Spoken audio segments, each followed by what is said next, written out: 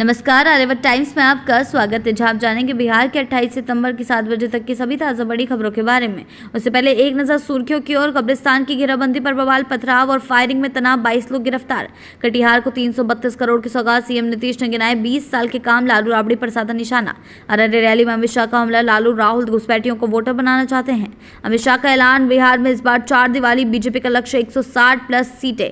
गिरिराज सिंह का आरोप, आइला मोहम्मद के पीछे राहुल तेजस्वी, देश में गृह युद्ध कराने की साजिश।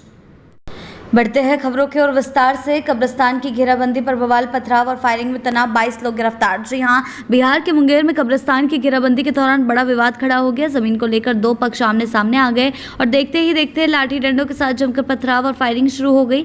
इस घटना में एक 19 वर्षीय युवक गोली लगने से घायल हो गया। हालात को काबू करने के लिए पुलिस ने मौके पर पहुंचकर सख्ती दिखाई और 22 लोगों को गिरफ्तार कर लिया। बढ़ते हैं अगली खबर की ओर। कटिहार को 332 करोड़ की सौगात, सीएम नीतीश ने गिनाए 20 साल के काम, लालू राबड़ी पर साधा निशाना।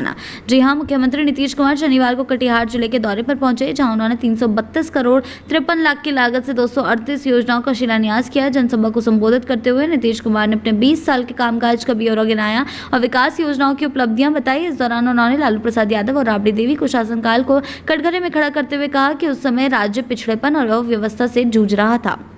बढ़ते हैं अगली खबर की ओर। अररिया रैली में अमित शाह का हमला, लालू राहुल घुसपैठियों की वोटर बनाना चाहते हैं। जी हां, अररिया के फारबिसगंज में शनिवार को केंद्रीय गृह मंत्री अमित शाह ने भाजपा कार्यकर्ताओं को संबोधित करते हुए आरजेडी और कांग्रेस पर तीखा हमला बोला। शाह ने आरोप लगाया कि लालू प्रसाद यादव और राहुल गांधी घुसपैठियों को भी वोटर बनाना चाहते हैं, लेकिन बीजेपी किसी भी कीमत पर ऐसा नहीं होने देगी।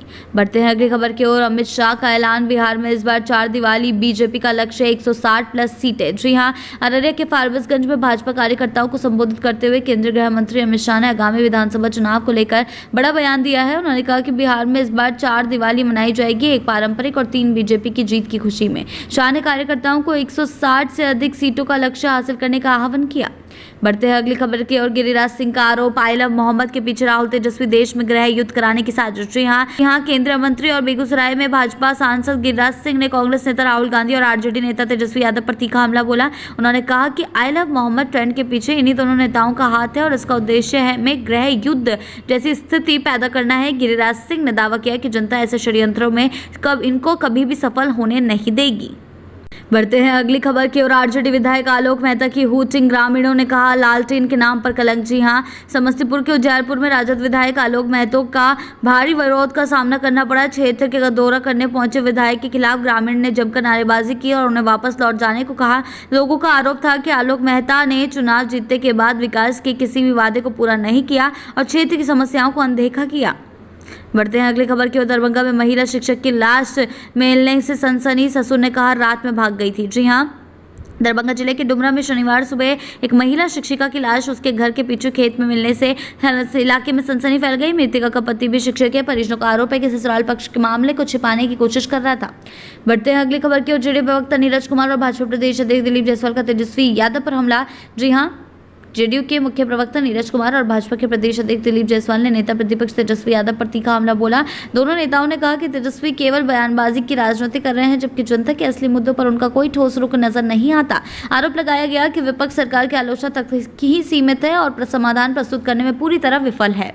बढ़ते हैं अगली खबर की ओर। अमित शाह का 50 दिन का टास्क, भाजपा नेताओं को मठ मंदिर जाने और जीविका दीदियों से जुड़ने के निर्देश। जी हाँ, केंद्रीय गृह मंत्री अमित शाह ने आगामी बिहार विधानसभा चुनाव को देखते हुए भाजपा नेताओं को 50 दिन का विशेष टास्क सौंपा है। शाह ने पार्टी पदाधिकारियों से कहा कि वो प्रदेश भर के मठ और मंदिरों का दौरा करें और पुजारियों को सम्मानित करें। इसके साथ ही उन्होंने निर्देश दिया कि भाजपा नेता जीविका दीदियों से मिलकर उनके काम और समस्याओं को समझें। अगली खबर की ओर। प्रशांत किशोर के आरोपों पर बढ़ा दबाव, उपेंद्र कुशवाहा ने भी अशोक चौधरी से मांगा जवाब। जी हाँ, बिहार की सियासत में हलचल तेज हो गई है। प्रशांत किशोर द्वारा जेडीयू मंत्री अशोक चौधरी पर लगाए गए आरोपों के बाद अब मुख्यमंत्री नीतीश कुमार पर भी दबाव बढ़ता जा रहा है। जेडीयू प्रवक्ता नीरज कुमार के बाद पार्टी के वरिष्ठ नेता उपेंद्र कुशवाहा ने भी मंत्री अशोक चौधरी से सार्वजनिक तौर पर जवाब देने की मांग की। बढ़ते हैं अगली खबर की ओर। बिहार चुनाव, एआईएमआईएम ने 22 से गुलाम सरवर और ढाका से राणा रणजीत सिंह को दिया टिकट। जी हां, अजदुद्दीन ओवैसी ने बिहार विधानसभा चुनाव के लिए नए उम्मीदवारों का ऐलान किया है। पूर्णिया जिले के 22 विधानसभा सीट से गुलाम सरवर को एआईएमआईएम का प्रत्याशी बनाया गया है। वहीं ढाका सीट से राणा रणजीत सिंह के नाम की घोषणा पहले ही की जा चुकी है। बढ़ते हैं अगली खबर की ओर। पटना में इंडो डैनिश ट्रेनिंग सेंटर के 4 कोर्स 6 अक्टूबर से शुरू, पास करने पर नौकरी का मौका। जी हां, पटना में इंडो डैनिश टूल रूम और ट्रेनिंग सेंटर 6 अक्टूबर से 4 नए कोर्स शुरू करने जा रहा है। ये कोई 3 महीने के नहीं है और इस दौरान परीक्षार्थियों के रहने और खाने पीने की पूरी व्यवस्था कर दी जाएगी।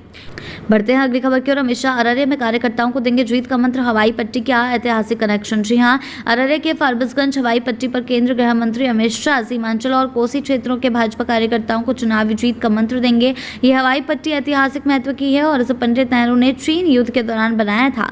बढ़ते हैं अगली खबर की ओर। बिहार चुनाव, अमित शाह अररिया, नीतीश कुमार कटिहार, ओवैसी सीमांचल में कैंप। जी हां, बिहार विधानसभा चुनाव से पहले राजनीतिक गतिविधियां तेज हो गई हैं। केंद्रीय गृह मंत्री अमित शाह अररिया में सीमांचल और अंग कोसी क्षेत्र के 9 जिलों के भाजपा कार्यकर्ताओं को जीत का मंत्र दिया। वहीं मुख्यमंत्री नीतीश कुमार कटिहार जिले का दौरा किया। इसी बीच असदुद्दीन ओवैसी ने कई दिनों से सीमांचल में चुनावी कैंप चला रहे हैं और उसके क्षेत्र के पार्टी की पैठ मजबूत करने में जुटे हुए हैं।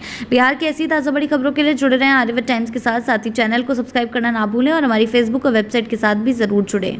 ऐसी ही अपडेट्स के लिए जुड़े रहें आर्यवर्त टाइम्स के साथ ही चैनल को सब्सक्राइब करना ना भूलें और हमारी फेसबुक और वेबसाइट के साथ भी जरूर जुड़ें।